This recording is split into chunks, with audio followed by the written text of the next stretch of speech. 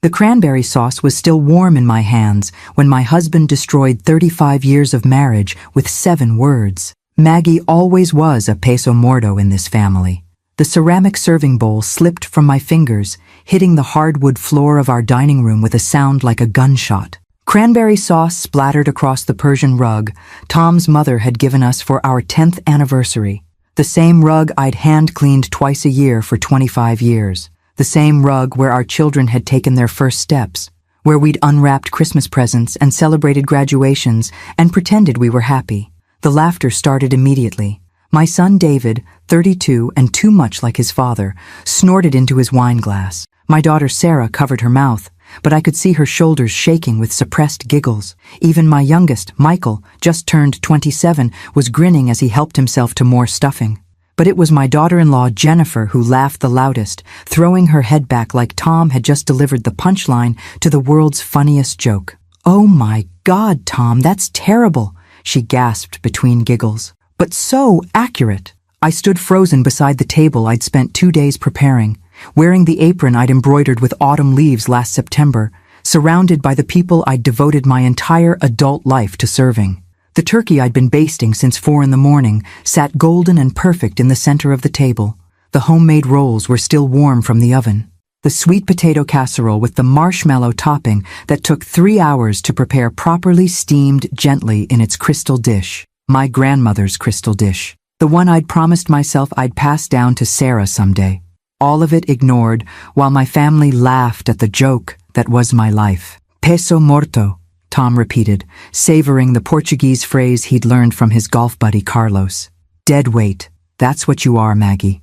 Always have been. Dragging us down with your little hobbies and your crazy ideas." The crazy idea he was referring to had been mentioned exactly once, tentatively, hopefully, during the appetizer course, a small bed and breakfast. Something I'd been dreaming about since the children left home 3 years ago. I'd even found a property, a Victorian house in Vermont that needed renovation, but had good bones, character, potential. "I think it could be wonderful," I'd said quietly, passing the cheese board that had taken me an hour to arrange properly. With the kids grown, we could start fresh, travel, meet new people. I could finally use my hospitality degree.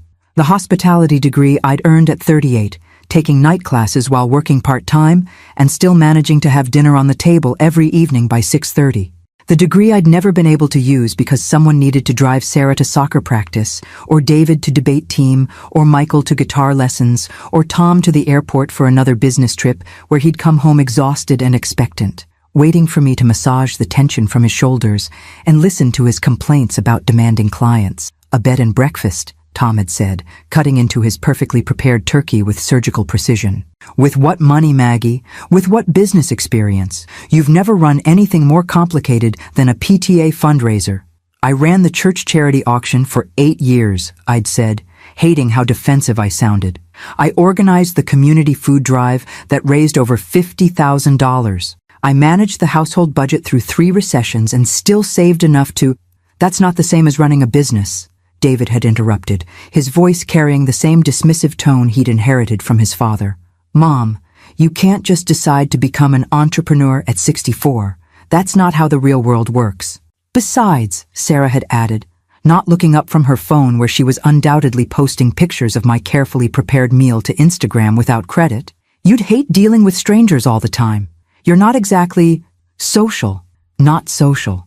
The woman who'd hosted dinner parties for Tom's colleagues for 3 decades, who'd organized neighborhood block parties and school fundraisers and charity galas, who'd been the perfect political wife during Tom's brief stint as city councilman, smiling and making small talk and remembering everyone's names and their children's accomplishments. But I'd learned long ago that my family had a remarkable ability to forget my contributions the moment they were no longer convenient. "It was just an idea," I'd said finally, reaching for my wine glass and noticing how my hand trembled slightly. "Something to think about for the future." That's when Tom had delivered his verdict. "Peso morto." Dead weight. And they'd all laughed. Now I stood in the ruins of my Thanksgiving dinner, cranberry sauce seeping into the antique rug, while my family continued their meal as if nothing had happened, as if they hadn't just reduced 35 years of my life to a punchline. "Maggie," Tom said without looking up from his plate, You gonna clean that up or just stand there all night? I looked at him, really looked at him, for what felt like the first time in years. Tom Walsh, 67 years old, silver-haired and still handsome, in the way that middle-aged men with money and confidence often were. The same man who'd swept me off my feet at a college mixer in 1985, who'd promised me adventures and partnership and a life full of possibilities. Somewhere along the way, those promises had transformed into expectations. I'd cook, clean, manage, organize, facilitate, and disappear. I'd become the invisible infrastructure that kept his life running smoothly, so invisible that my own family couldn't imagine me as anything else. Actually, Tom, I said, my voice surprisingly steady, I think I'll leave it. I untied my autumn leaf apron, the one I'd spent hours embroidering while watching Tom's detective shows, the one that had seemed so festive this morning when I'd put on my good earrings and hoped for a pleasant family dinner, and dropped it on top of the cranberry mess. What the hell is wrong with you? Tom's voice carried the edge it got when his routine was disrupted. This is your grandmother's rug. Yes, it is. I walked to the coat closet and pulled out my navy wool coat, the one I'd bought 3 years ago but rarely wore because Tom said it made me look like I was trying too hard. And now it's yours to clean. Mom? Michael's voice held the first note of uncertainty I'd heard from him all evening. Where are you going? I paused at the front door, looking back at my family. They sat around my table, under my grandmother's chandelier, in the dining room I'd decorated and maintained and loved, looking at me like I was a stranger who'd wandered into their lives by accident. Maybe I was. I'm going to find out if I'm really dead weight, I said, pulling on the leather gloves I'd received last Christmas from Sarah. Practical, brown, forgettable gloves that matched exactly what she thought of me. Or if you've all just forgotten what it feels like to carry yourselves. I walked out into the November evening, leaving the door open behind me so they could hear my car engine starting, could hear me backing out of the driveway of the house I'd called home for 28 years. I drove through our quiet neighborhood where every house was lit with the warm glow of family dinners and football games, where other women my age were probably loading dishwashers and wrapping leftovers and pretending their lives were exactly what they'd always dreamed they would be. But I didn't go home to our empty house with its perfectly coordinated throw pillows and spotless kitchen and guest room that was always ready for visitors who rarely came. Instead, I drove to the Marriott on the edge of town, checked into a room with a view of the interstate, and sat on the generic hotel bed with my phone in my hands. The text came from Tom at 11:30. This is ridiculous. Come home. At midnight. Maggie, you're embarrassing yourself. At 12:30. Fine. Sulk all you want, but you're paying for that hotel room yourself. I turned off my phone and opened my laptop. The Victorian house in Vermont was still for sale. I'd been secretly checking the listing every week for 2 months, memorizing the photographs of the wraparound porch and the tower room that would make a perfect reading nook for guests. But Vermont suddenly felt too close, too small, too much like the life I was trying to escape. I opened a new browser window and typed 6 words that changed everything.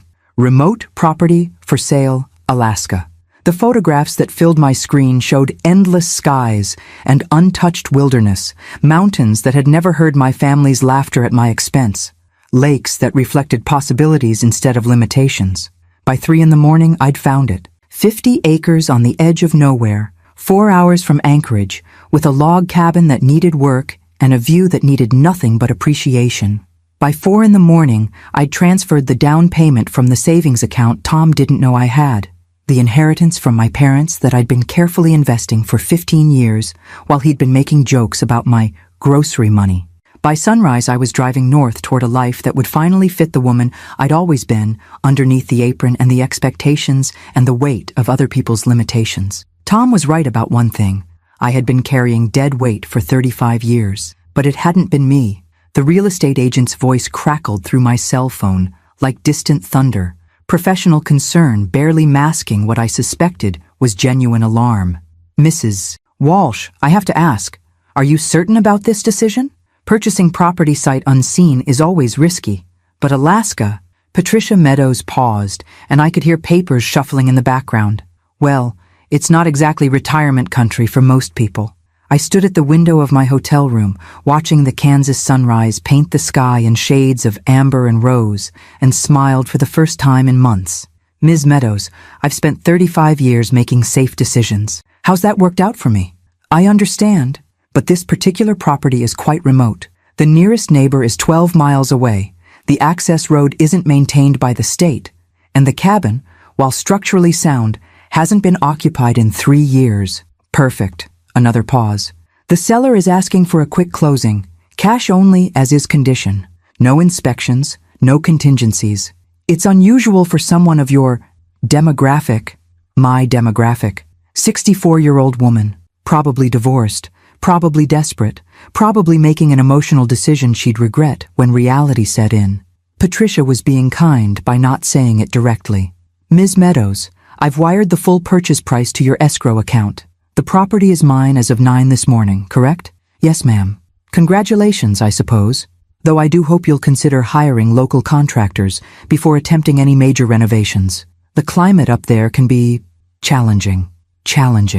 As if 35 years of marriage to Tom Walsh hadn't been excellent preparation for challenging climates. After ending the call, I sat on the hotel bed and stared at my phone, scrolling through 17 text messages I hadn't answered. Tom's anger had evolved overnight from irritation to outrage to what appeared to be genuine panic. Maggie, this has gone far enough. The kids are worried sick. Whatever's wrong, we can fix it. Just come home. I'm calling Dr. Harrison. You're clearly having some kind of breakdown. Dr. Harrison, our family physician for 20 years, who'd prescribed antidepressants when I'd mentioned feeling invisible, who'd suggested hormone therapy when I'd complained about feeling restless, who'd recommended couples counseling when I'd dared to voice dissatisfaction with my marriage, counseling that Tom had refused, claiming our problems were all in Maggie's head. The final text had arrived at 6 in the morning. Maggie, please. I didn't mean what I said. Come home and we'll talk about the bed and breakfast idea. I deleted the messages without responding and called the number I'd found online at 2 in the morning. Northern Lights, Moving and Storage. This is Jake. I need everything in my house packed and shipped to Alaska. Today. A pause. Ma'am, it's 5 in the morning. I'm sorry. I meant I need it scheduled for today. I can pay extra for the rush service. Alaska's a big place. Where in Alaska? I gave him the address I'd memorized, watching him whistle low through the phone. That's remote. Gonna cost you extra for the distance, and we'll need to coordinate with a local company up there for the final delivery. Whatever it costs. You moving the whole house? I considered this question, thinking about the dining room set where my family had laughed at me last night, the king-size bed where Tom had been falling asleep before I finished speaking for the last 5 years, the living room furniture arranged around a television that played his shows on his schedule. No, just my things, my books, my clothes, my grandmother's china, my craft supplies, everything else stays. What about furniture? I'll buy new furniture. Furniture that fits who I am now, not who I used to be. After scheduling the movers, I drove to our house, my former house, arriving at 7:30 to find Tom's Cadillac still in the driveway. He'd taken the day off work, something he'd done exactly 3 times in our entire marriage, when each of our children was born. I used my key quietly, surprised by how foreign my own home felt after just 1 night away. The cranberry sauce stain was gone from the dining room rug. Tom must have called our cleaning service, but the table still held the remnants of our Thanksgiving disaster. Dirty plates, serving dishes with congealed food, wine glasses with dark residue in the bottom. The scene of my humiliation left for me to clean up. I found Tom in the kitchen, standing at the coffee maker in his bathrobe, his silver hair disheveled and his face bearing the kind of hangover pallor that suggested he'd finished the wine after I left. Thank God, he said when he saw me. Maggie, we need to talk. This whole thing has gotten out of hand. Has it? I opened the cabinet where I kept my travel mugs and selected my favorite, a ceramic piece decorated with vintage maps that Sarah had given me years ago, back when she still thought my dreams of travel were charming rather than embarrassing. Of course it has. Running off to a hotel like a teenager having a tantrum. What will the neighbors think? I poured coffee into my travel mug, adding cream from the refrigerator I'd organized and restocked hundreds of times. I don't know, Tom. What do you think they'll think? I think they'll think my wife has lost her mind. He moved closer, and I caught the familiar scent of his aftershave mixed with wine and fear. Maggie, I know I said some things last night. We all did. But you know how family dinners get. Everyone's tired. Maybe we had too much wine. Dead weight. What? That's what you called me, dead weight. In Portuguese, so it would sound more clever, more cutting. Tom's face flushed red. I was joking, Maggie. It was a joke. You know I didn't mean... Which part was the joke? The part where you said I'd always been dead weight? Or the part where our children laughed about it? They weren't laughing at you, they were laughing at me, Tom. Just like you've been laughing at me for years. Every time I mentioned going back to school, or starting a business, or traveling somewhere that wasn't a pre-planned vacation to the same resort we visited 8 times. I walked past him toward the stairs, heading for the bedroom to collect the personal items the movers would need to identify. Where are you going now? Tom's voice carried the edge of a man who was accustomed to controlling situations and found himself suddenly powerless. Upstairs. To pack. Pack for what? How long is this little rebellion going to last? I stopped halfway up the stairs, looking down at the man I'd promised to love and honor until death do us part. He stood in our kitchen wearing the silk bathrobe I'd given him for his birthday, surrounded by the breakfast dishes I wouldn't be washing, in the house I'd turned into a home he'd taken completely for granted. It's not a rebellion, Tom. It's a divorce. The word hung in the air like smoke from an extinguished candle. You can't be serious. I've never been more serious about anything in my life. Maggie, you're 64 years old. You can't just start over. Where would you even go? What would you do? I smiled, thinking about 50 acres of untouched wilderness where no one had ever called me dead weight, where no one expected me to disappear into the background of my own life. I'm going to find out what it feels like to be the main character in my own story. This is insane. You don't have any money, any skills, I have $380,000 in my personal account, a hospitality degree, 35 years of management experience, and more skills than you've ever bothered to notice. Tom's mouth opened and closed like a fish gasping for air. 380. How do you have my parents' inheritance, the money you assumed didn't exist because you never asked about it, the money I've been investing while you've been treating me like unpaid household staff? I climbed the rest of the stairs, leaving Tom standing in his expensive kitchen, finally understanding that the woman he'd taken for granted was about to take herself completely out of his reach. In our bedroom, I pulled out the suitcase I'd bought years ago for a trip to Europe that never happened because Tom decided it was too expensive, too impractical, too much trouble. Now it would carry me 6,000 miles away from everything I'd ever known. The movers arrived at noon, efficient and professional, packing my life into labeled boxes while Tom made increasingly desperate phone calls to our children. I heard fragments of his conversations, explanations about midlife crises and hormonal changes and the need for family intervention. But I also heard something I'd never heard before, genuine fear that I might actually mean what I said. By evening, my possessions were loaded onto a truck heading north. By midnight, I was on a plane to Anchorage, watching the lights of Kansas disappear beneath the clouds. Somewhere over the Canadian border, I opened my laptop and began researching sustainable building practices, ecotourism, and the hospitality industry in Alaska. Dead weight didn't research. Dead weight didn't plan. Dead weight didn't spend the flight designing the life she was going to build from scratch. But Margaret Walsh, not Maggie, not anymore, was about to prove that she'd been carrying everyone else for so long. She'd forgotten how light she could be on her own. The bush pilot who flew me from Anchorage to my new property looked like he'd stepped from a Jack London novel. Grizzled beard, eyes the color of glacier ice, and hands that gripped the controls of his Cessna like he was shaking hands with an old friend. "You sure about this, ma'am?" he shouted over the engine noise as we banked over endless wilderness. "Weather's turning, and that cabin's been empty a long while. Might want to consider staying in town tonight, heading out in the morning." Below us stretched a landscape that seemed to exist beyond the reach of human ambition. Mountains rose like cathedral spires against a sky the color of pewter, their peaks crowned with snow that had never known footprints. Rivers snaked through valleys where the only roads were game trails, where silence wasn't broken by traffic or sirens or the constant hum of civilization demanding attention.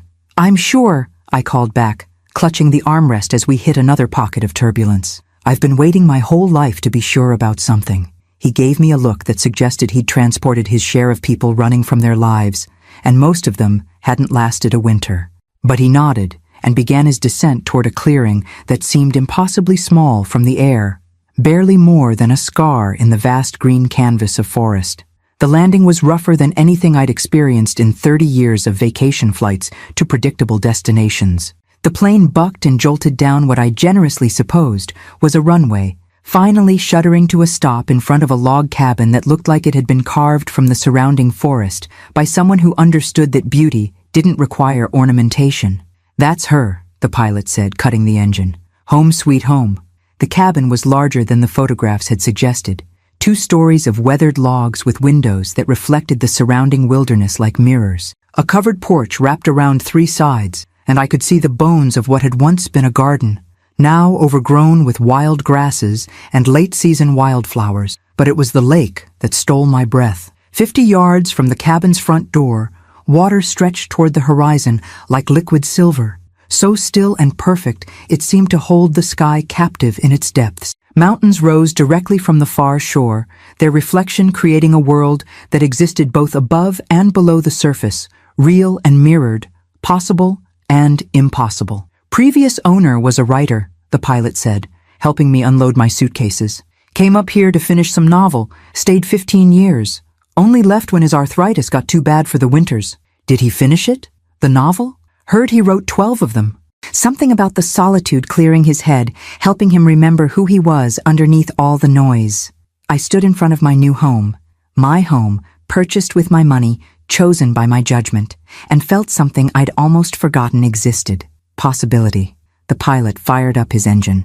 "I can come back tomorrow, check on you. Make sure you're settling in all right." "That's kind of you, but unnecessary. I have everything I need." He studied my face, perhaps looking for signs of the breakdown Tom was probably describing to anyone who would listen. Instead, he seemed to find something that surprised him. "You know what, ma'am? I think you do." After he lifted off, the silence was so complete it felt like a living thing. No traffic, no sirens, no televisions bleeding through thin walls, no family members needing rides or meals or emotional management, no husband's voice explaining why my dreams were impractical, why my desires were selfish, why my very existence was an inconvenience. Just wind in the pines and the gentle lap of water against the lake shore and the sound of my own breathing, steady and calm and entirely my own.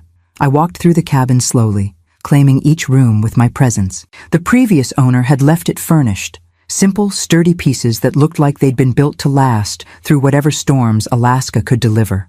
A stone fireplace dominated the main room, with built-in bookshelves that begged to be filled with stories that mattered. The kitchen was small but functional, with windows that looked out over the lake and mountains that seemed to change color as the light shifted.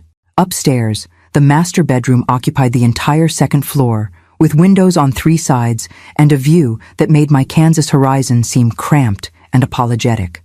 This was a room for dreaming big dreams, for planning impossible things, for becoming whoever you were brave enough to become. I unpacked my laptop and sat at the kitchen table, using my phone's hotspot to connect to the outside world. The internet was slow but functional, enough for research, planning, and the business I was already beginning to envision. My inbox was full of increasingly frantic messages from Tom and the children, but I deleted them unread. That conversation would happen when I was ready, on my terms, from a position of strength rather than desperation. Instead, I opened a new document and began typing. Business plan. Northern Lights Wilderness Retreat Mission. To provide discerning travelers with an authentic Alaska experience that combines luxury accommodation with environmental stewardship and respect for local culture. Target market.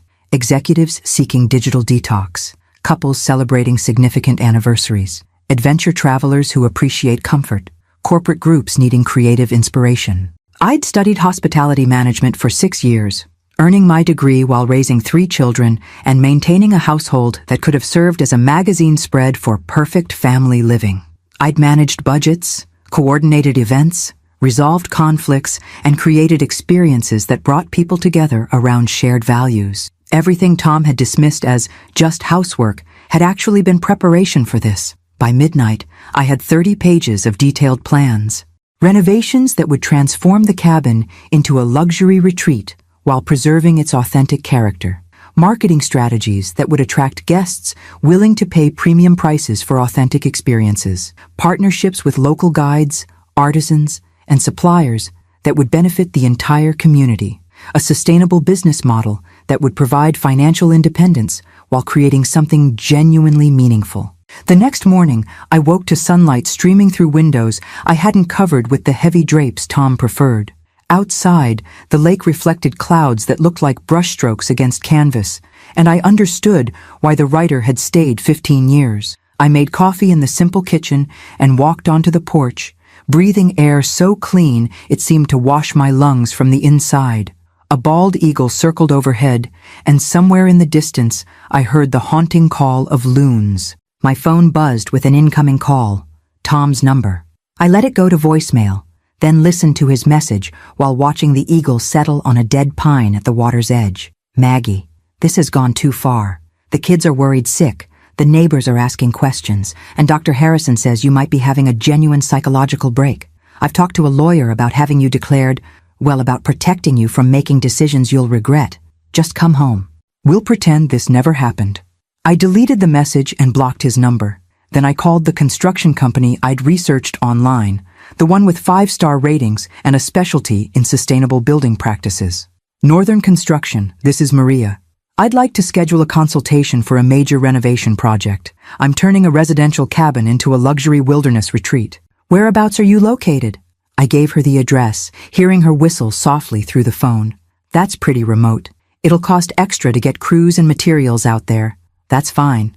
When can someone come take a look? How about next Tuesday? Fair warning though, winter's coming fast up there. If you want to do any major work, we'd need to start soon and work through some pretty challenging weather. Perfect. I've been dealing with challenging weather my whole life. It's time I built something that can withstand it. After scheduling the consultation, I walked down to the lakeshore and stood at the water's edge, letting the morning silence wash over me like absolution. Somewhere in Kansas, Tom was probably calling lawyers and doctors, trying to find legal ways to drag me back to a life that had never fit, but legal guardianship required proving I was incompetent to make my own decisions. And a woman who just purchased 50 acres of Alaska wilderness, developed a comprehensive business plan, and scheduled major construction work within 48 of arriving, didn't sound particularly incompetent. She sounded like someone who'd finally stopped pretending to be smaller than she actually was. The eagle took flight, circling once before disappearing into the vast blue sky. I had work to do.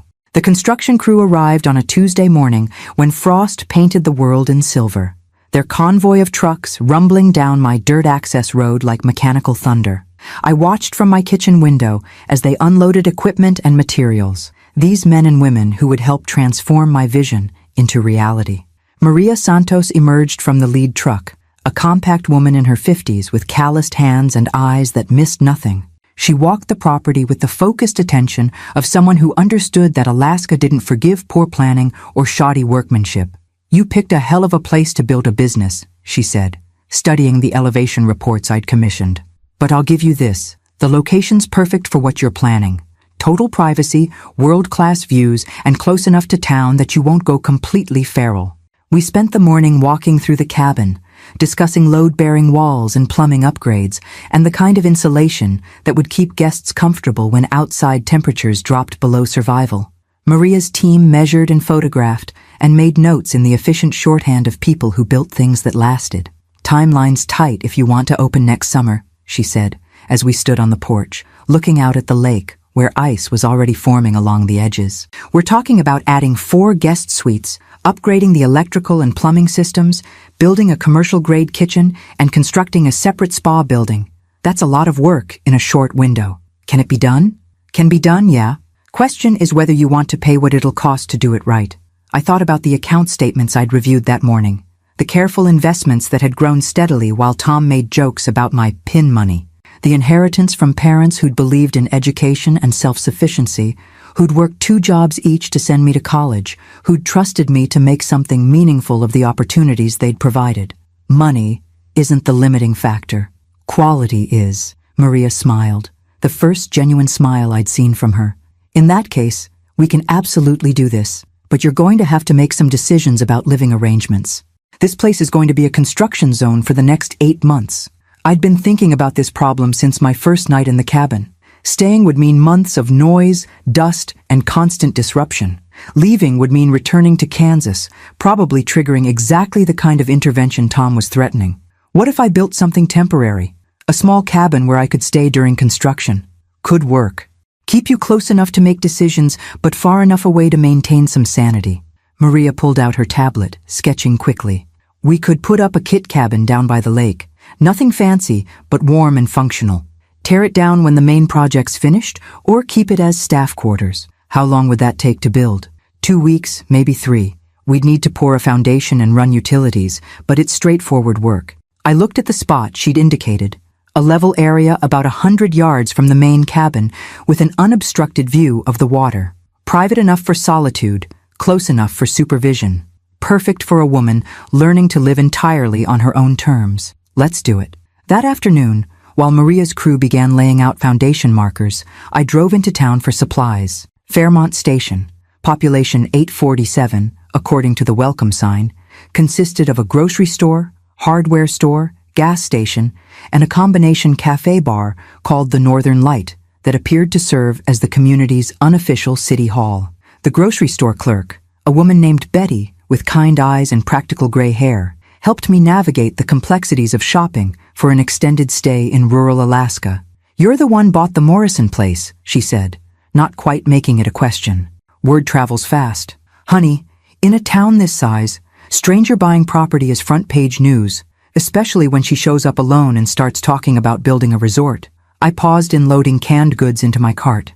"Is that a problem?" Betty considered this, studying my face with the careful attention of someone who'd lived through enough winters to recognize genuine determination. "Depends what kind of resort you're planning. We've seen folks come through wanting to build casinos or strip malls or turn the whole place into some kind of theme park. Nothing like that. I want to create a place where people can experience real Alaska, the wilderness, the culture, the sense of possibility, something that supports the community rather than exploiting it. And you think you can do that? Coming from..." She glanced at my Kansas license plate visible through the window. "Coming from somewhere flat and easy?"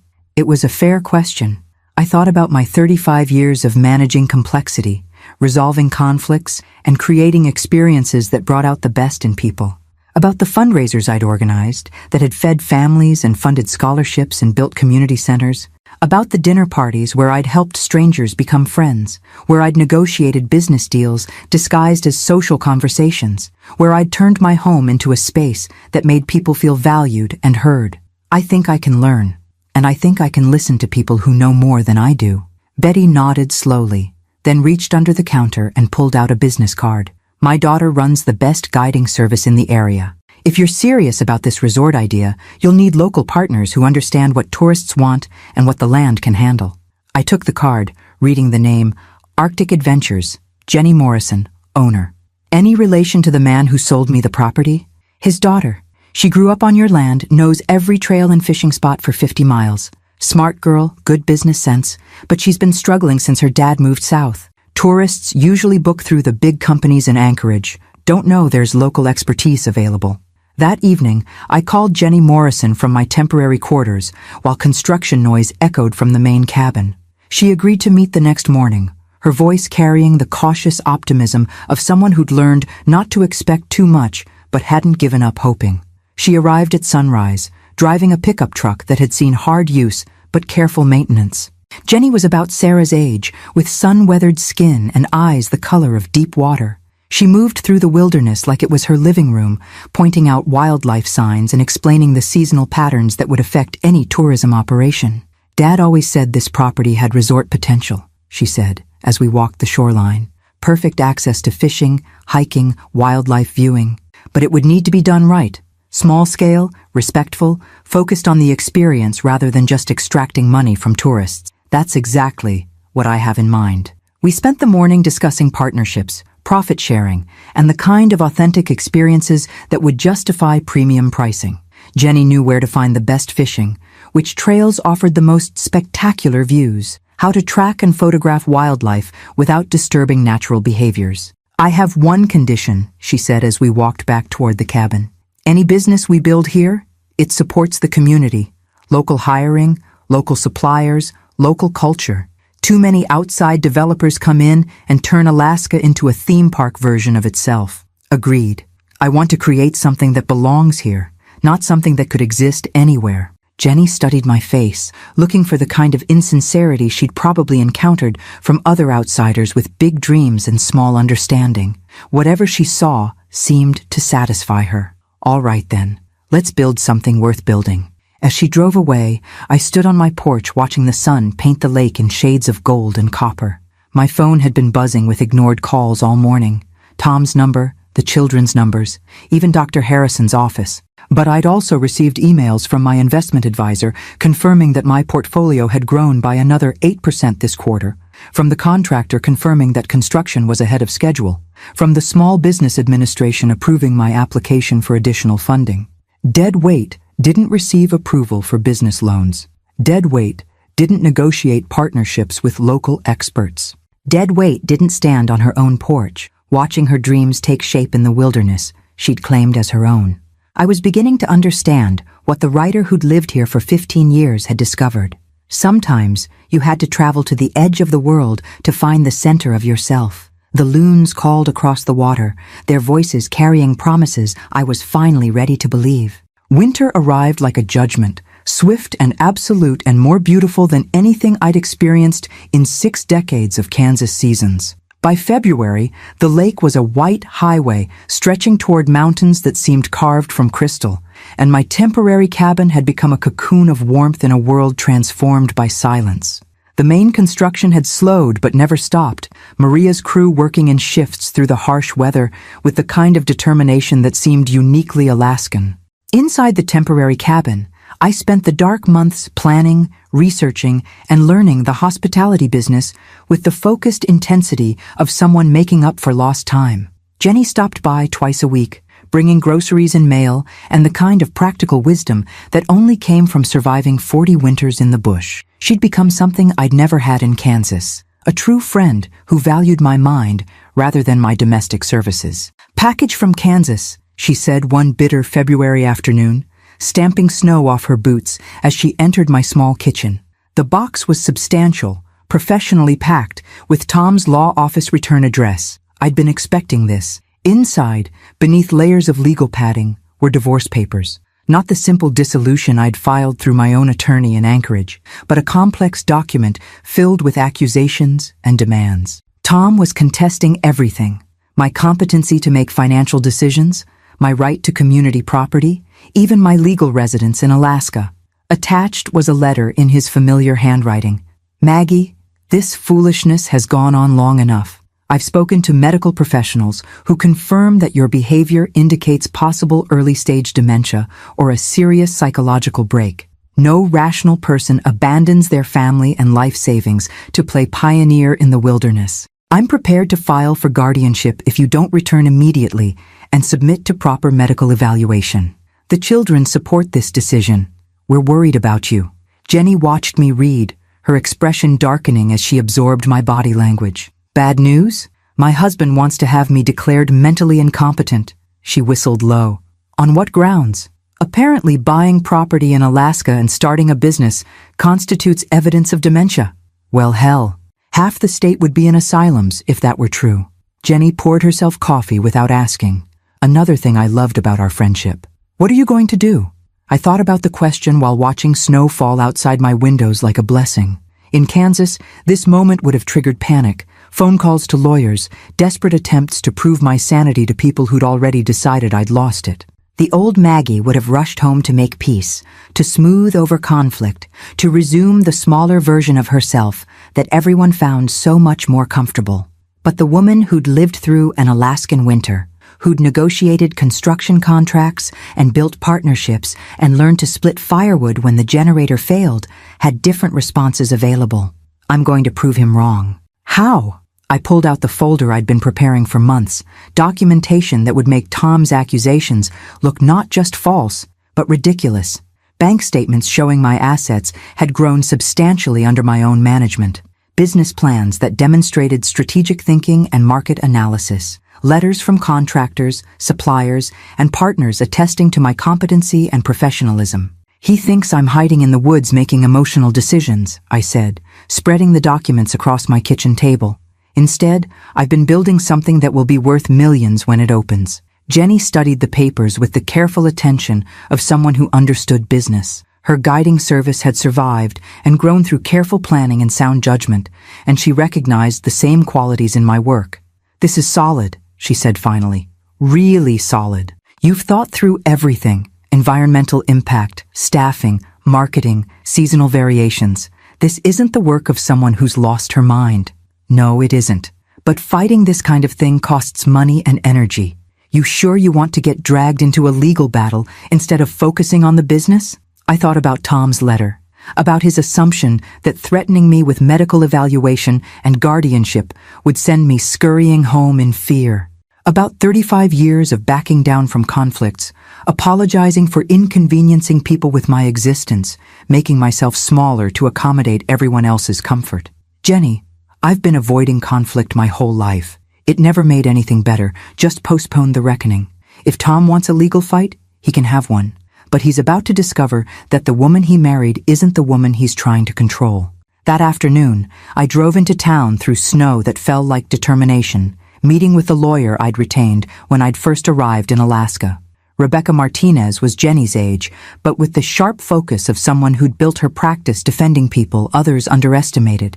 Natives fighting for land rights, women escaping abusive situations, elderly residents protecting their assets from predatory relatives. "This guardianship threat is interesting," she said, reviewing Tom's paperwork in her small but efficient office. "Your husband's lawyer is claiming you've abandoned your family and are making irrational financial decisions, but the evidence suggests exactly the opposite."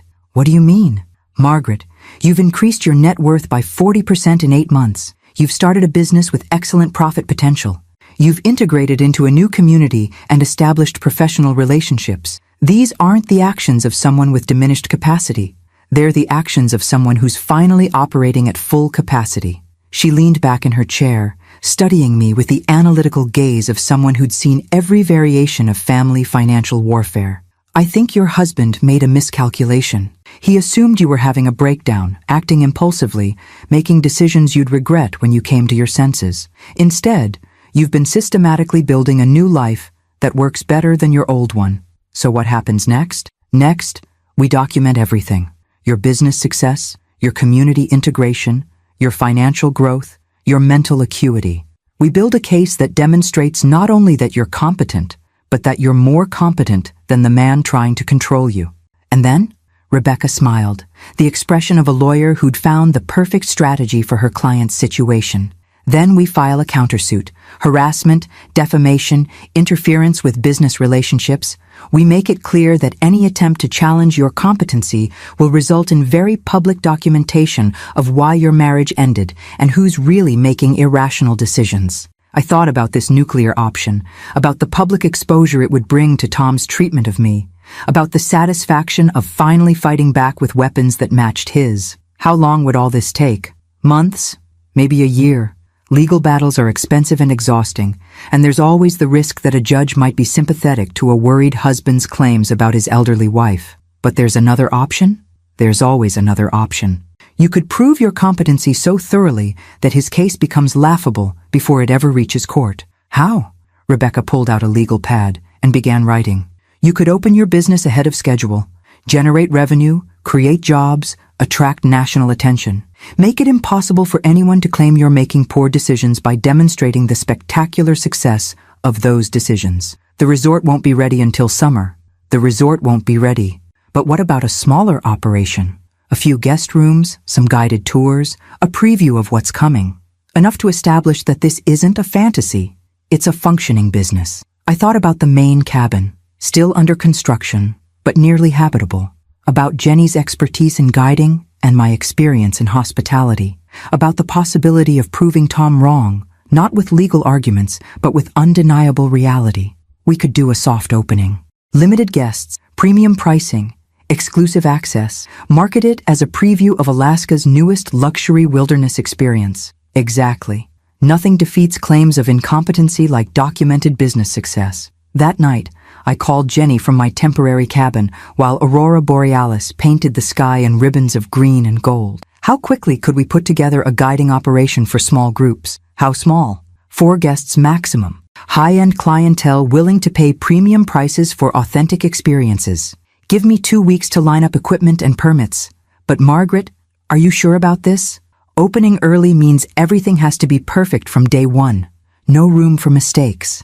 I looked out at the wilderness that had become my home, at the business that was becoming my legacy, at the life I'd built from nothing but determination and the courage to finally bet on myself. Jenny, I've been making other people's lives perfect for 35 years. It's time to make my own life perfect. All right then, let's give them something to remember.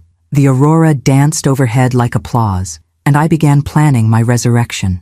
The first guests arrived on a morning in late April, when the lake ice was singing, that haunting melody of frozen water beginning to surrender to spring.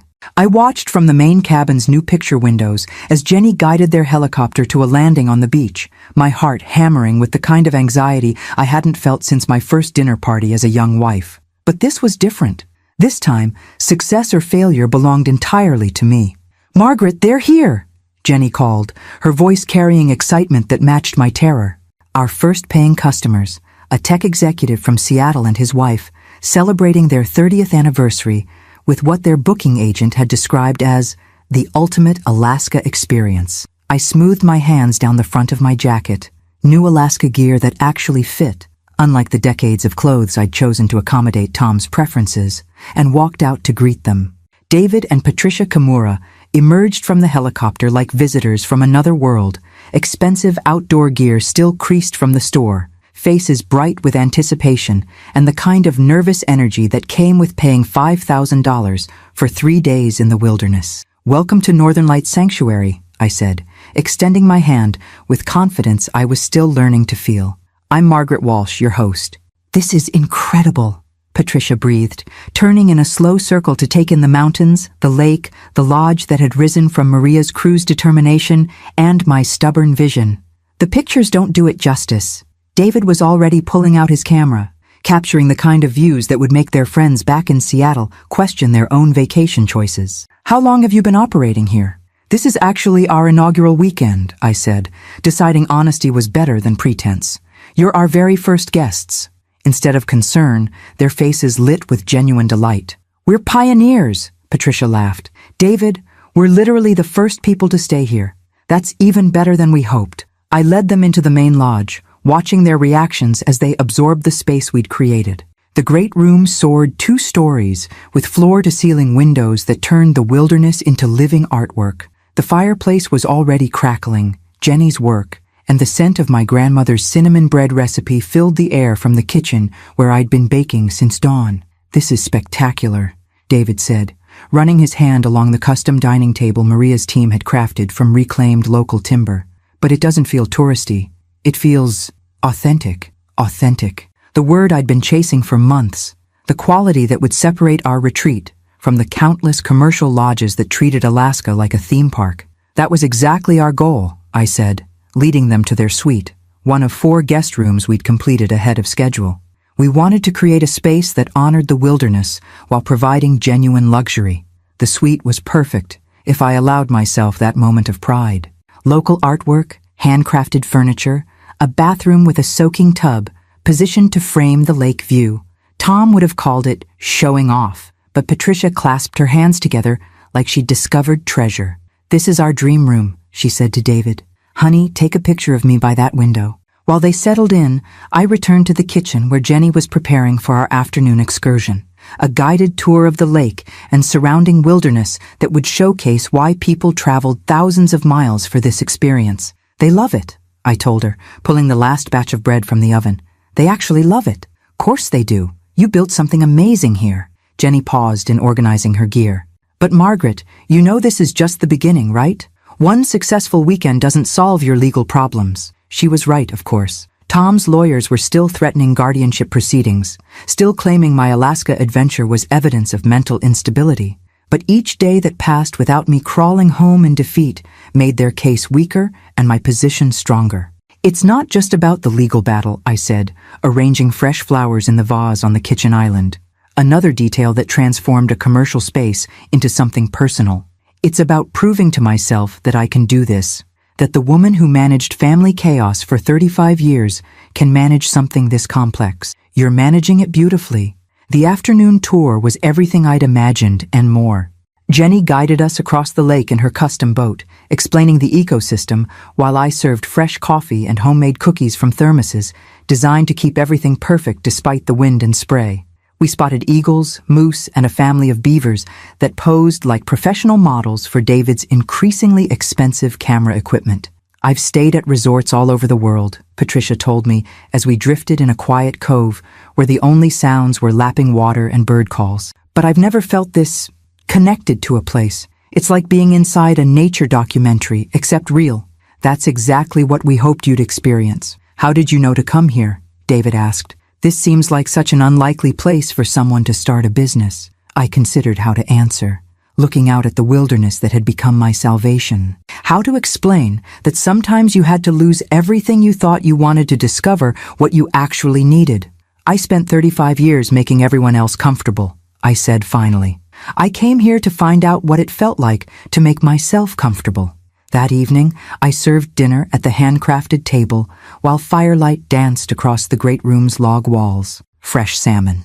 Jenny had caught that morning, vegetables from the greenhouse we'd rushed to complete, wild berry compote I'd made from fruit I'd learned to identify through trial and error. This is restaurant quality, David said, and I felt the glow of recognition that had nothing to do with pleasing anyone but myself. Where did you learn to cook like this? Patricia asked. 40 years of practice, I laughed. Though I'm finally cooking for people who appreciate it instead of just expecting it. After dinner, we sat by the fire while northern lights painted the sky in ribbons of green and gold. David and Patricia shared stories of their 3 decades together, the compromises and growth and renegotiations that had kept their marriage strong. The key, Patricia said, her hand finding David's across the space between their chairs, is remembering that you're both allowed to change. The person you married at 25 isn't the person you're married to at 55. You have to keep choosing each other as you become who you're meant to be. I thought about Tom, about his inability to see me as anything other than the young woman he'd married, about his panic when I'd finally outgrown the role he'd assigned me. Some people grew together, others grew apart. The tragedy wasn't the growing, it was the refusal to acknowledge it. Margaret, David said, as the evening wound down, I have to ask, how did you end up here? This place, this business, it's clearly a massive undertaking for someone starting over. I looked at my first guests, these kind people who'd trusted their anniversary celebration to my untested vision and decided they deserved the truth. My husband called me deadweight at a family dinner. Everyone laughed, so I left everything behind and came here to find out if I was actually dead weight, or if I was just a woman who'd been carrying everyone else for so long I'd forgotten how to carry myself. Patricia's hand went to her heart. Oh, Margaret, and what did you find out? David asked quietly. I looked around the great room we'd built from nothing, at the business that was already booking guests for the summer season, at the life I'd created entirely through my own vision and determination. I found out that some people mistake service for weakness, and some people mistake independence for insanity. And some people, Patricia said, raising her wine glass in a toast, build something so beautiful that everyone else realizes what they lost. We drank to new beginnings and second chances, while outside my windows, the wilderness I'd claimed as my own stretched toward horizons that held nothing but possibility. Tom's lawyers could threaten all they wanted. I had guests to serve, a business to run, and a life to live that finally belonged entirely to me. Dead weight didn't build sanctuaries. Dead weight didn't create experiences that made people weep with joy. Dead weight didn't stand in the great room of her own lodge, surrounded by the evidence of her competence, planning tomorrow's adventure for people who'd traveled across the continent to share her dream. I was many things now: entrepreneur, host, wilderness woman. But dead weight had never been less accurate. Tom was about to learn the difference between a woman who'd been held down and a woman who'd been set free. The article in Travel Plus Leisure changed everything. I was reading it on my laptop in the lodge's great room 3 weeks after David and Patricia's visit, watching morning light dance across the lake while my coffee grew cold in the mug Patricia had insisted on buying from our small gift collection. Alaska's best-kept secret. Northern Lights, sanctuary redefines wilderness luxury.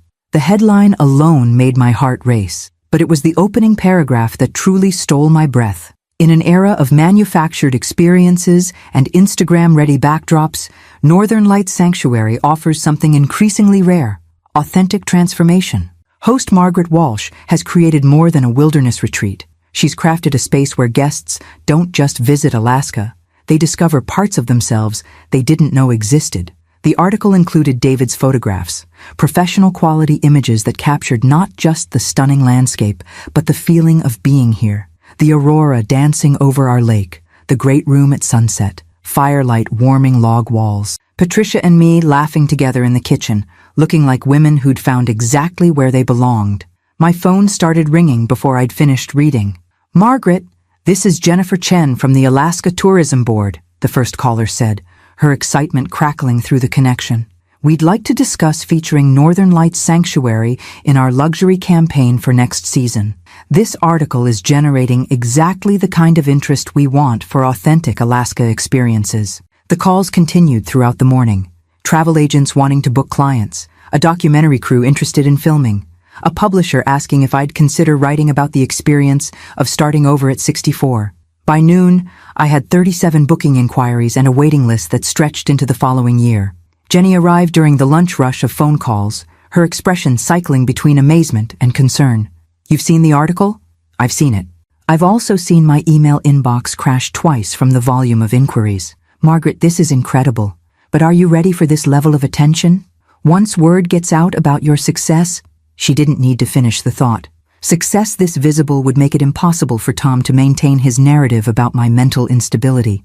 But it would also make it impossible for me to remain quietly hidden in the Alaska wilderness, rebuilding my life away from the judgment of people who'd never believed in my capabilities." "There's something else," Jenny said, pulling out her phone. "Local news wants to do a feature story, but they're asking questions about your background, about why someone from Kansas suddenly appeared in Alaska and built a luxury resort." I felt the familiar tightness in my chest, not anxiety about the attention itself, but about the story it would tell. The woman who'd run away from her family to play pioneer in the wilderness, the wife who'd abandoned her responsibilities to chase selfish dreams, the narrative Tom and his lawyers would use to support their competency claims. What kind of questions? The reporter, nice woman named Sarah Kim, she wants to know about your hospitality background, your business experience, how you financed this operation. She's not trying to be invasive, just wants to understand how someone creates something this successful, seemingly overnight. I walked to the great room windows, looking out at the wilderness that had become my sanctuary. The afternoon sun painted the lake gold, and somewhere in the distance I could see eagles circling over their fishing grounds. This place had taught me that running towards something you valued was different from running away from something that diminished you. "Set up the interview," I said. "It's time to tell the real story." Sarah Kim arrived the next morning, a sharp-eyed woman in her 30s with the kind of practical intelligence that came from years of separating fact from fiction. We sat in the great room with coffee and fresh blueberry muffins while she set up her recording equipment, her professional demeanor softening as she absorbed the space we'd created. "This is remarkable," she said, gesturing toward the handcrafted details that made the lodge feel like a home rather than a hotel. "But I have to ask, how does someone go from being a housewife in Kansas to running a luxury wilderness retreat in Alaska? That's quite a transformation." I'd been preparing for this question since Jenny's call, thinking about how to frame the story in a way that honored the truth without feeding the narrative my former family was constructing about my supposed breakdown. I spent 35 years managing complex logistics, resolving conflicts, creating experiences that brought people together, and building relationships that lasted decades, I began. I just did it under the title of housewife instead of hospitality manager. "You're saying your marriage was preparation for this business?" "I'm saying that managing a household, organizing events, coordinating schedules, and making people feel valued and comfortable are exactly the skills needed to run a successful hospitality operation. The only difference is that now I'm being compensated for work I've always done." Sarah made notes, her expression thoughtful. "But the financial investment required to create something like this, that's substantial even for someone with business experience." This was the question I'd been dreading and anticipating in equal measure. The moment where I'd have to reveal that the dead-weight wife had been financially independent all along. My parents believed in education and self-sufficiency, I said carefully. They left me an inheritance that I invested carefully over 20 years. When I decided to make this change, I had the resources to do it properly. So this wasn't an impulsive decision? I spent 6 months researching the Alaska hospitality market before I bought the property. Another 8 months planning the renovation and building partnerships with local suppliers. Everything you see here was carefully planned and strategically executed. Sarah looked around the great room again, taking in the evidence of systematic planning and professional execution. Margaret, I have to ask, there are rumors that your family has raised concerns about this venture, that they've questioned your decision-making capacity. How do you respond to that? I felt the moment crystallize around us, the interview becoming something larger than a puff piece about a successful new business. This was my opportunity to shape the narrative, to define myself before others defined me. Sarah, let me ask you something. If a 64-year-old man left his job to start a business that became successful enough to be featured in national magazines within 6 months, would anyone question his mental capacity? Probably not. The difference between confidence and instability often depends on whether you're expected to remain small and accommodating or encouraged to grow and succeed. I chose growth. And your family? I thought about Tom's increasingly desperate phone calls, about the children who'd sided with him without ever asking for my side of the story, about 35 years of being taken for granted by people who couldn't imagine me as anything other than their personal support system. My family loved the woman who made their lives easier. They're having difficulty accepting the woman who makes her own life meaningful. That afternoon, after Sarah had finished photographing the lodge and the grounds, I received a call that made my hands shake as I answered. Mrs. Walsh, this is Rebecca Martinez. We have a problem. What kind of problem? Your husband's lawyers have escalated. They're filing for emergency guardianship, claiming that the magazine article proves you're in a manic episode, making grandiose claims about business success while living in delusion. I sank into one of the great room chairs, looking out at the wilderness that had become my home, at the business that proved my competence, at the life that demonstrated my capacity for sound judgment. They're using my success as evidence of my incompetence? They're arguing that no rational person your age would abandon their family to start a wilderness resort, that the publicity you're generating is evidence of manic behavior, and that someone needs to protect you from yourself before you lose everything. When? The hearing is scheduled for next month. Margaret, they're asking for immediate conservatorship of your assets pending a competency evaluation. I closed my eyes, feeling the weight of the battle I'd been avoiding settle around my shoulders. Tom wasn't just threatened by my independence. He was terrified that my success would expose his own limitations, his inability to see value in anything he couldn't control. Rebecca, I want you to file a countersuit, harassment, defamation, and attempted financial exploitation of a competent adult. And I want to demand that the hearing be held here in Alaska, where my business and life are established. Margaret, are you sure? A legal battle like this will be public, expensive, and exhausting. I looked around the great room where Patricia had toasted new beginnings, where Sarah had recorded the story of a woman who'd refused to stay small, where guests would soon gather around fires that warmed both bodies and spirits. I'm sure. Tom wants to prove I'm incompetent? I'll prove that a woman who builds something this successful from scratch is anything but incompetent. And if we lose? I thought about David's question, what I'd discovered about myself in the wilderness, and about Patricia's observation that the key to any relationship was allowing people to become who they were meant to be. We won't lose, because the evidence of my competence is all around us, generating revenue and changing lives and proving that sometimes the bravest thing you can do is bet everything on yourself. Outside my windows, eagles circled over water that reflected nothing but possibility. The battle was coming, but I was ready for it. After all, I'd been preparing my whole life to defend the woman I'd finally become. The courtroom in Anchorage was smaller than I'd expected, wood-paneled and efficient, with windows that looked out toward the mountains I'd learned to call home. Tom sat at the plaintiff's table with his team of lawyers, wearing the navy suit he'd always claimed made him look authoritative. He hadn't looked at me once since I'd entered with Rebecca at my side. But I'd looked at him, studying the man I'd been married to for 35 years as if seeing him clearly for the first time. The expensive suit couldn't hide the way his shoulders had curved inward, or the lines of worry that had etched themselves around his eyes. He looked smaller than I remembered, diminished in a way that had nothing to do with age and everything to do with the kind of bitterness that came from discovering your control had been an illusion.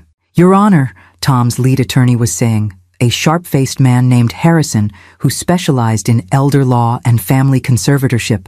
"We're here today because a 64-year-old woman has abandoned her family, liquidated substantial assets, and relocated to the wilderness of Alaska based on what can only be described as grandiose delusions." I felt Rebecca's hand briefly touch mine under the table, a reminder to stay calm, to let our evidence speak rather than react to the accusations. We'd spent weeks preparing for this moment, gathering documentation that would make their claims seem not just false, but absurd. "Mrs. Walsh," Harrison continued, "left her home of 30 years, following what her family describes as an increasingly erratic pattern of behavior. She purchased property sight unseen, began construction on a commercial enterprise with no relevant experience, and has since made claims about her business success that border on the fantastic." He gestured toward a folder thick with papers. "We have testimony from family members documenting Mrs. Walsh's increasing isolation, poor financial judgment, and apparent inability to maintain normal family relationships. Her own children have expressed concern about her mental state and her capacity to manage significant assets." Judge Patricia Hendricks, a woman in her 50s with steel-gray hair and the kind of direct gaze that suggested she'd heard every variation of family financial drama, studied the papers before her. "Mr. Harrison, what specific evidence do you have of financial mismanagement or diminished capacity?"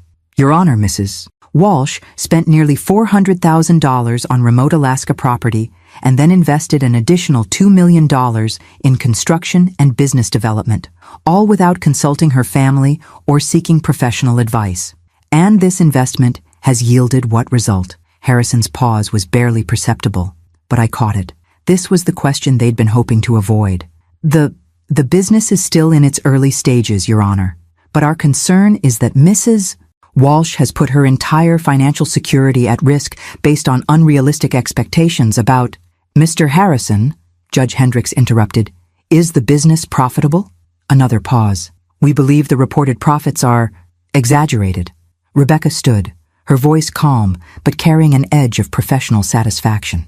"Your Honor, if I may present evidence that directly addresses Mr.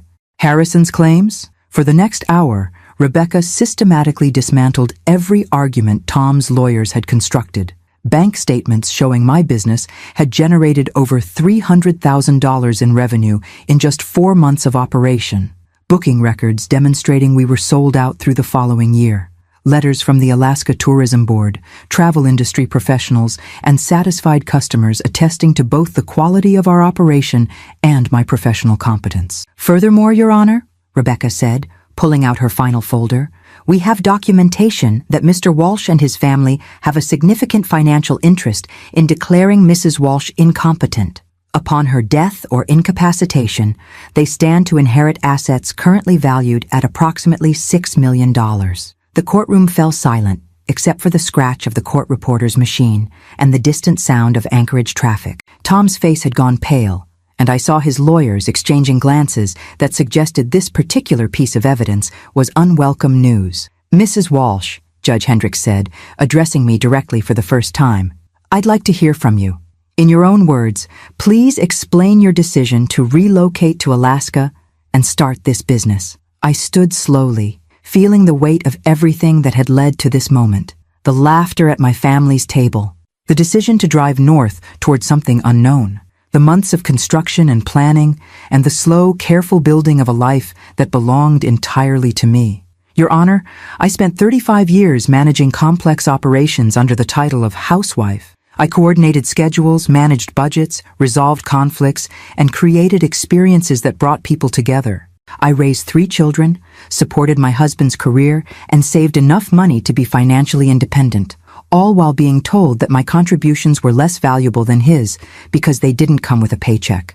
I looked directly at Tom for the first time since entering the courtroom. When I suggested using some of our assets to start a business that would utilize my skills and education, my husband called me dead weight. My children laughed, At that moment, I realized I had a choice. I could continue to accept their assessment of my worth, or I could prove it wrong. And you chose to prove it wrong by moving to Alaska. I chose to prove it wrong by building something meaningful with my own hands, my own mind, and my own money. The fact that I chose to do it in Alaska rather than Vermont or Colorado or anywhere else is irrelevant to the question of my competence. Judge Hendricks made notes, then looked up at me with something that might have been approval. Mrs. Walsh, do you have any regrets about your decision?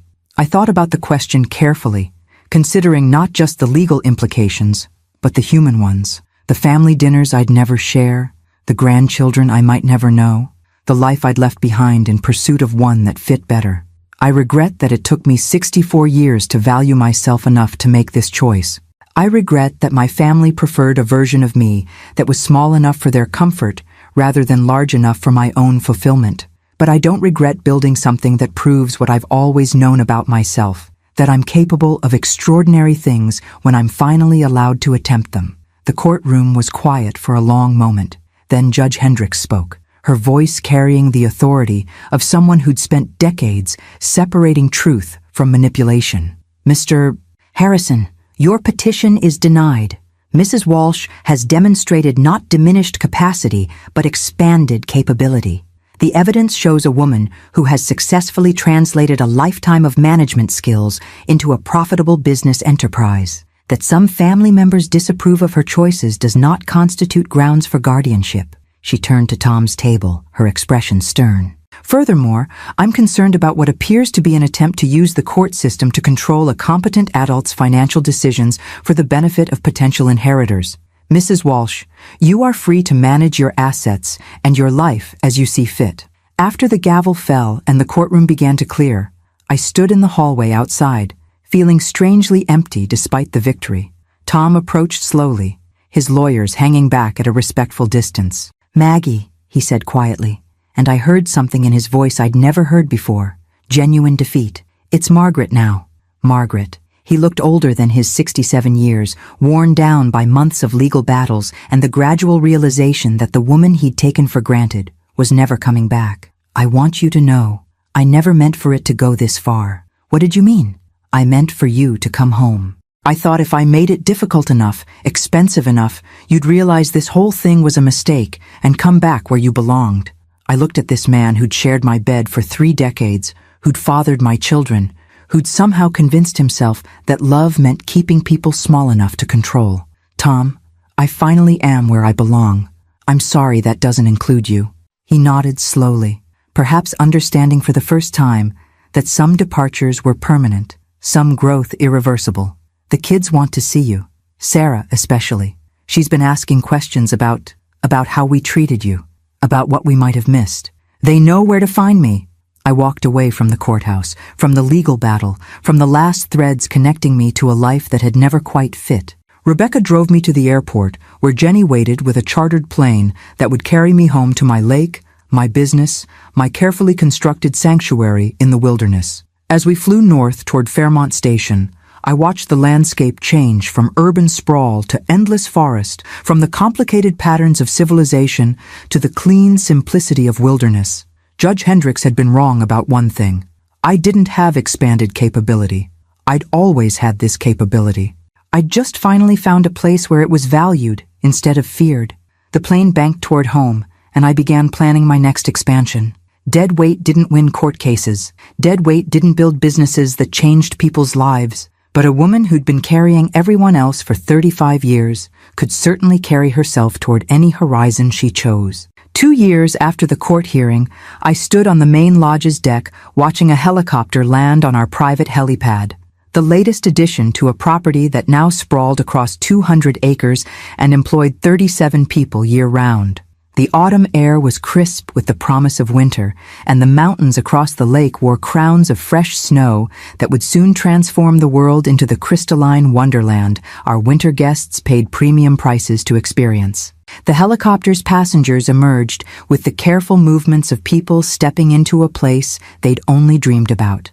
A tech CEO from Silicon Valley and her family, celebrating her 50th birthday with what their booking agent had described as the ultimate digital detox experience. They would spend 5 days here, learning to fly fish with Jenny, participating in wildlife photography workshops, and discovering what silence sounded like when it wasn't interrupted by notifications. But it was the second helicopter that made my heart skip. Sarah emerged first, looking around with the wide-eyed wonder of someone seeing her mother's world for the first time. Behind her came Michael, then David, my 3 children, finally accepting my invitation to visit the life they'd once dismissed as evidence of mental breakdown. "Mom," Sarah said, and there was something different in her voice. Not the casual dismissal I remembered from our last family dinner, but genuine awe mixed with what might have been regret. This is incredible." She was right. Northern Lights Sanctuary had grown into something that exceeded even my most ambitious dreams. The main lodge now featured 12 luxury suites, each one designed to showcase a different aspect of Alaska's natural beauty. The spa building offered treatments that incorporated local traditions and ingredients, while the conference center attracted executive retreats from Fortune 500 companies seeking authentic team-building experiences. "Welcome to my home," I said, embracing each of my children in turn. Sarah held on longer than necessary, as if trying to memorize something she'd lost and was only now realizing she needed.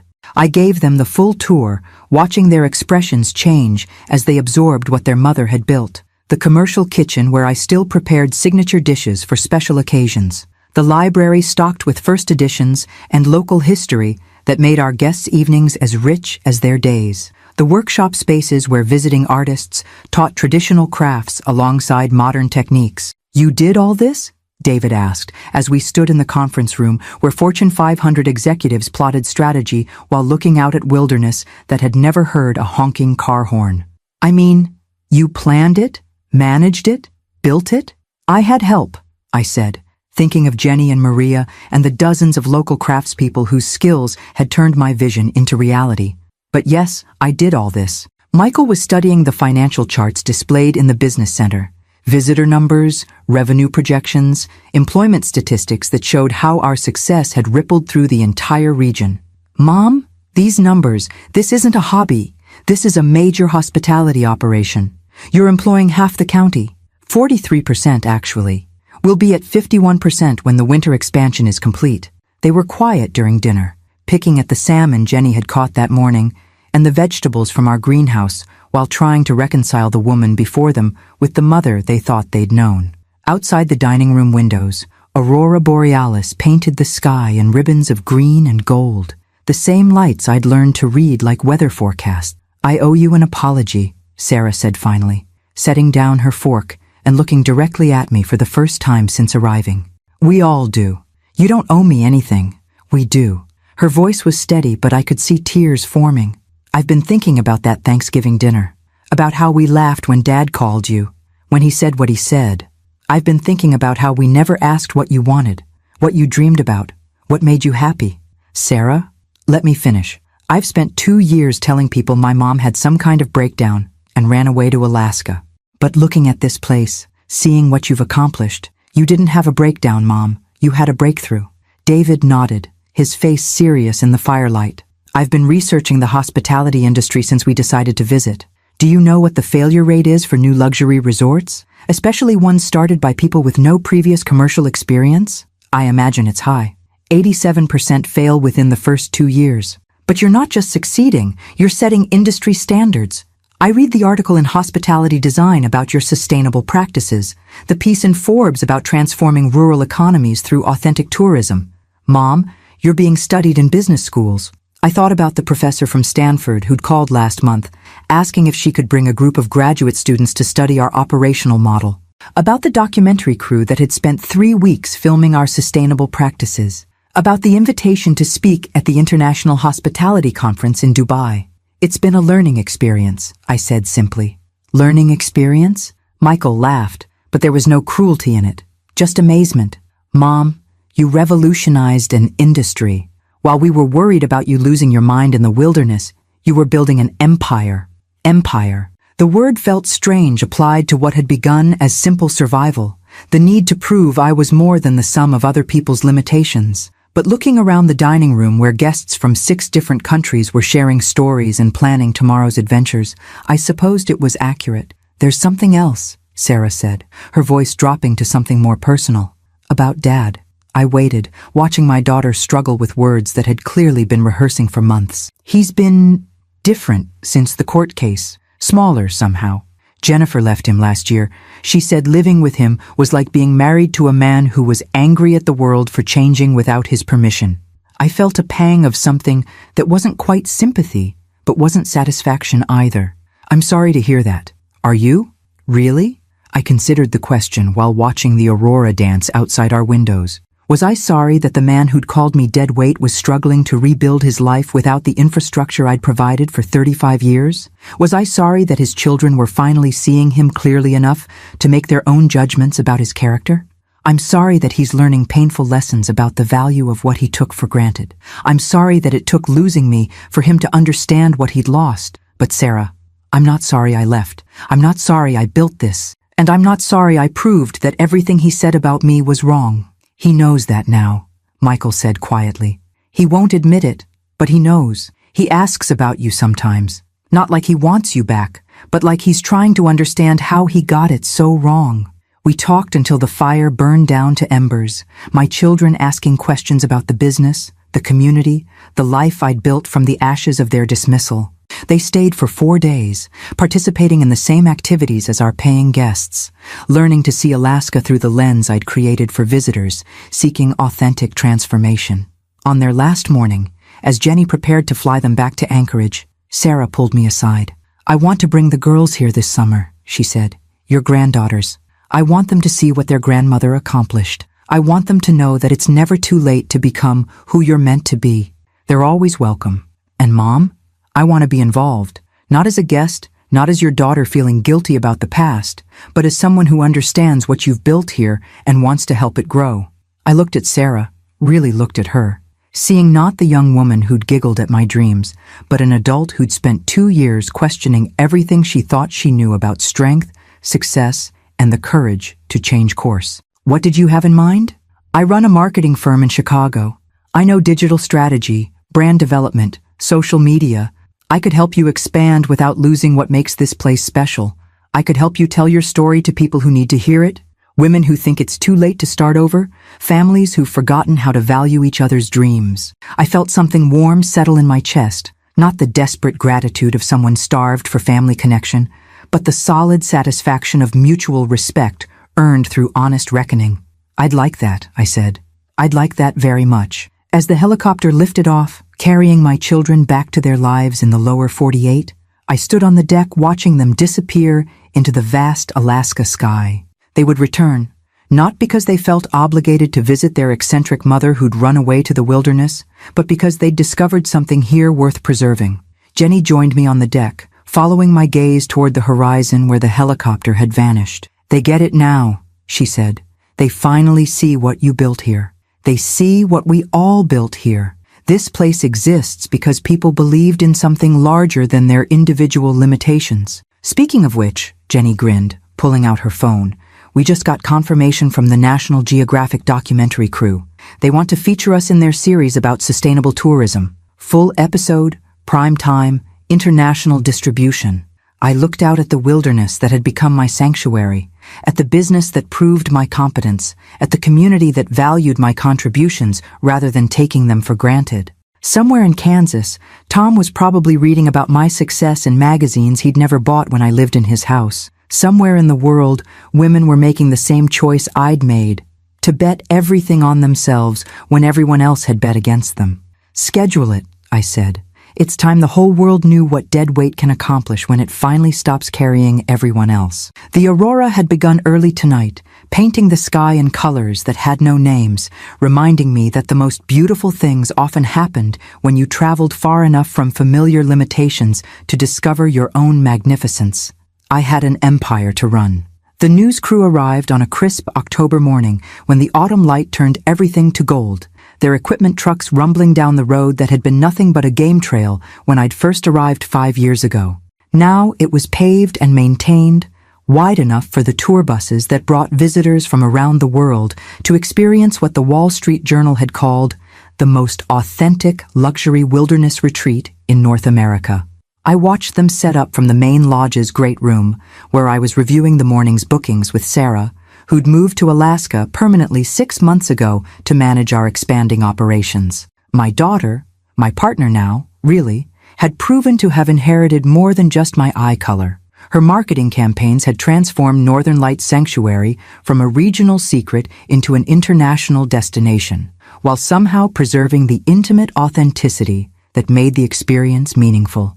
The 60 Minutes crew wants to start with the overview interview, Sarah said, consulting the detailed schedule she'd prepared. Then they'll film guest activities, staff interviews, and the community impact segment in town. 60 Minutes. The call had come 3 months ago, from a producer who'd seen our National Geographic feature and wanted to explore what she called the phenomenon of reinvention in later life. But I knew the real story they were chasing. The woman who'd been dismissed by her own family, then built something so successful it forced everyone to reconsider their assumptions about age, gender, and the courage to change course. The interview took place on the deck overlooking the lake, with the mountains providing a backdrop that made every shot look like a postcard. Correspondent Margaret Brennan, a coincidence of names that hadn't escaped either of our notices, asked the questions I'd been expecting, and a few I hadn't.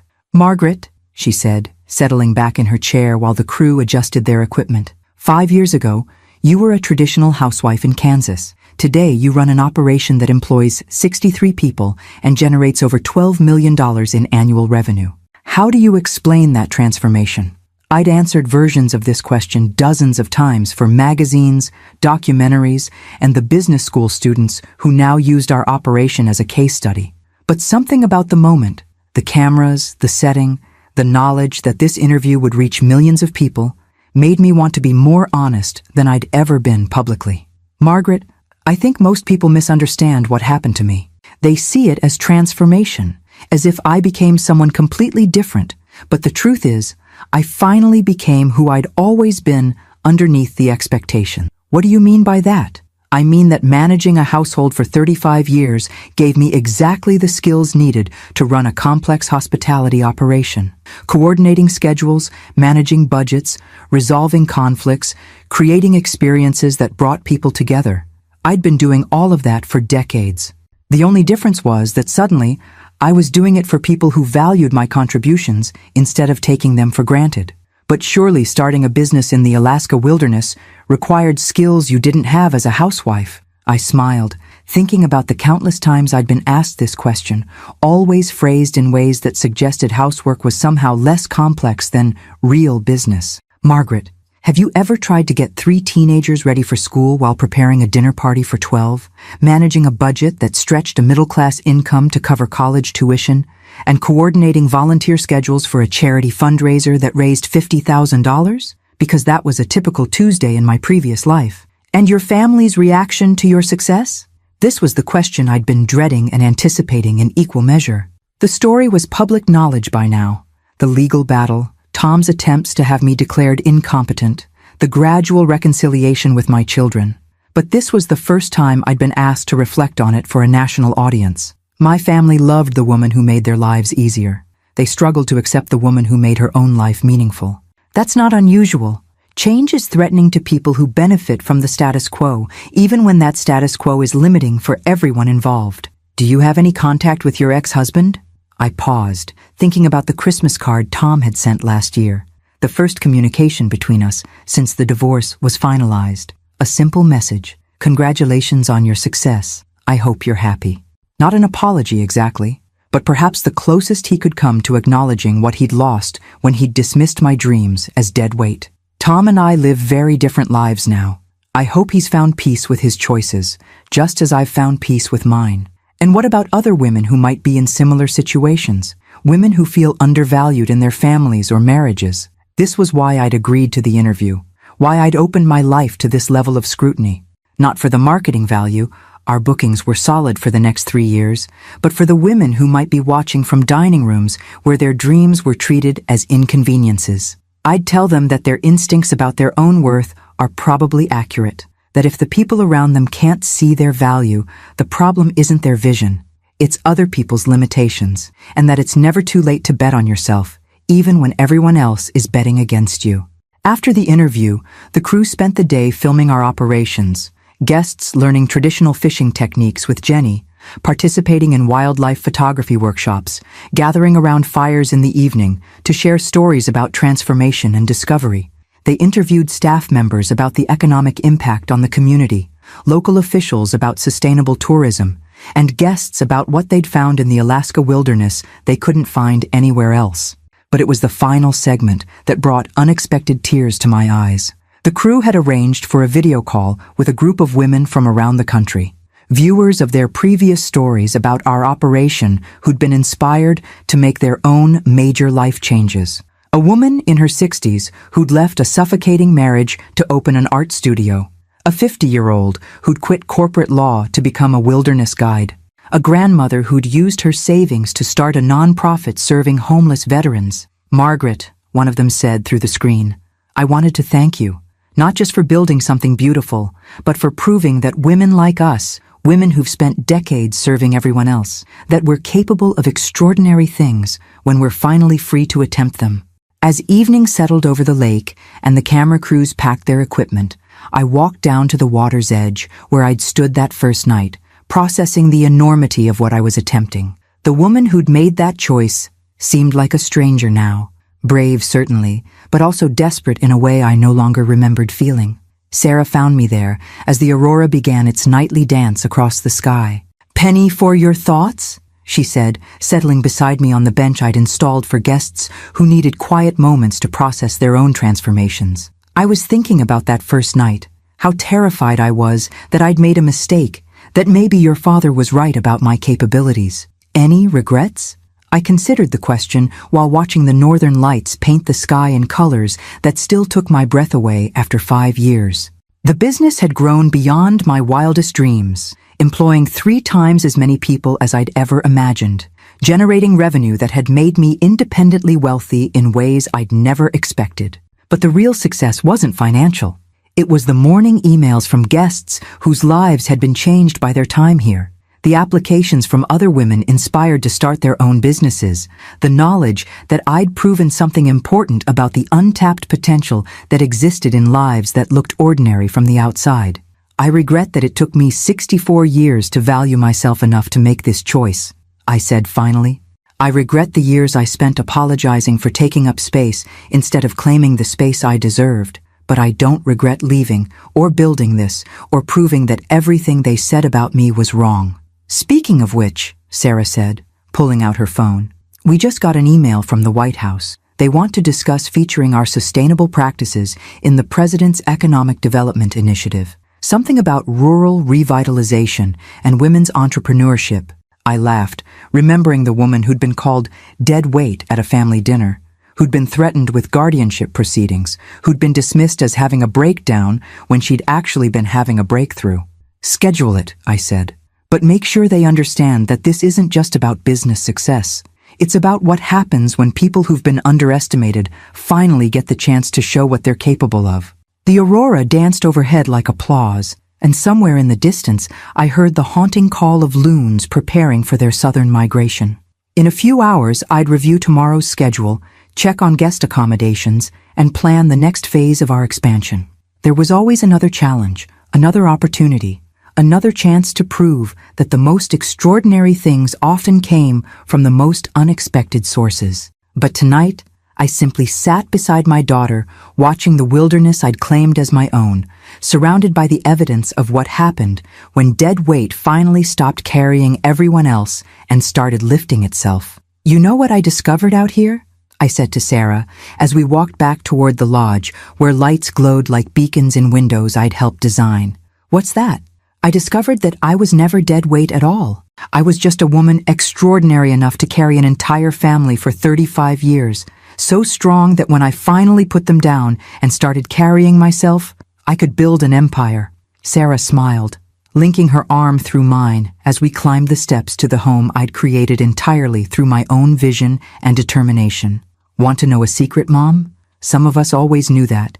We just forgot to mention it when it would have mattered. Inside the lodge, our evening guests were gathering around the great room fireplace, sharing stories of transformation and possibility, while the wilderness stretched endlessly beyond our windows. vast enough to hold all the dreams that had ever been dismissed, strong enough to support anyone brave enough to build something worth building. I came to Alaska thinking I was running away from a family that didn't value me. I discovered I was running toward a life that finally fit the woman I'd always been underneath their limitations. Some people spend their whole lives being told they're dead weight. I spent 5 years in the wilderness, proving that the heaviest thing I'd ever carried was other people's opinions. Turns out, when you finally put those down, you can carry yourself anywhere. The end.